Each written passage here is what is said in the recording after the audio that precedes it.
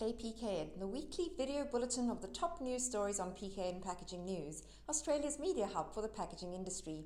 I'm PKN's publisher Lindy Hewson, and this week's episode is brought to you by Filton Packaging, your trusted Australian flexible packaging manufacturer, delivering quartz technology for sharper detail, smoother solids, and gravure-level print quality. We begin with news from Orora, which has downgraded its FY26 earnings outlook for Saverglass following operational disruption and softer market conditions linked to the ongoing Middle East conflict. A key issue is the suspension of production at Saverglass's Ras Al Khaimah facility in the United Arab Emirates. Following the escalation of the conflict in late February, shipping routes have been closed and overland transport made inaccessible, forcing the site into a closed-loop hot operation, where the furnace remains active but bottle production has been paused. The site represents around 15% of Saverglass's production capacity, with much of its output dedicated to premium and ultra-premium wine bottles for North America.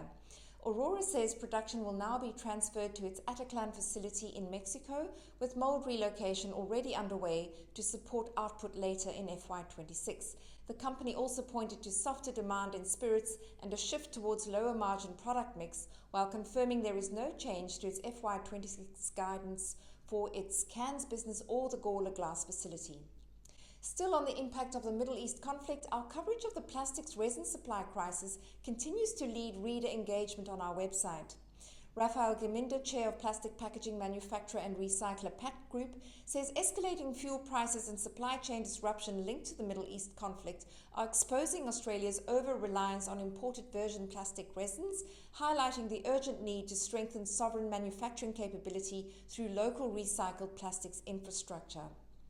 Turning to mergers and acquisitions, Thrace Group has expanded its footprint in the Australia-New Zealand region through the acquisition of BHA Holdings, which operates Bulk Handling Australia and Bulk Handling New Zealand. The acquisition strengthens Thrace's presence, particularly in flexible intermediate bulk containers, as well as material handling and storage systems serving agriculture, mining, chemicals and food sectors. BHA has operated in the market for more than 40 years and reported revenue of 37.6 million Australian dollars for the year ended June 25. Meanwhile, automation and robotics technology, better known as A&RT, has been acquired by a consortium of investors including FoodMac, Packaging Partners, Rob Niggle and former Aldus Group CEO Frank Floriano. The business is known for high-speed robotic automation systems, particularly across bakery, frozen food and FMCG applications.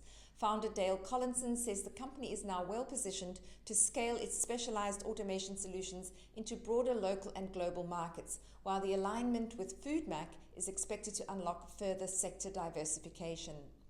And now to some quick updates.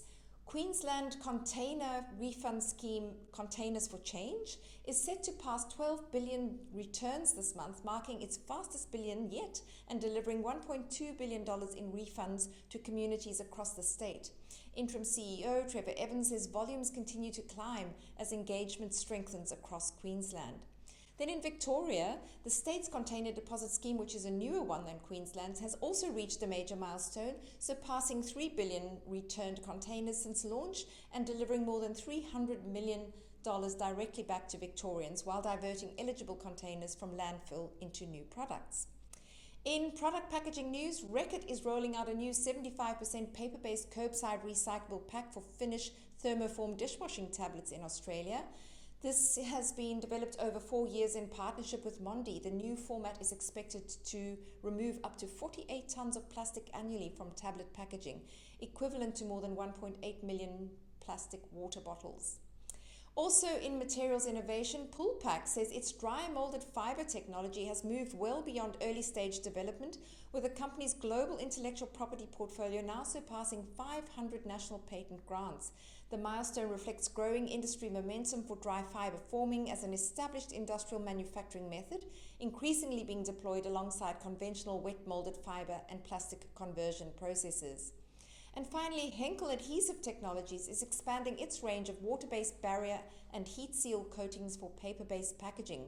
Designed for both food and non-food applications, the new coatings are repulpable, recycling compatible, and approved for food contact under both FDA and EU regulations, supporting the ongoing shift towards design for recycling in paper packaging. Well, that is all we have time for today, folks. For more on these and other stories, head over to packagingnews.com.au. Thanks to our sponsor, Filton Packaging, and thanks to you, as ever, for watching.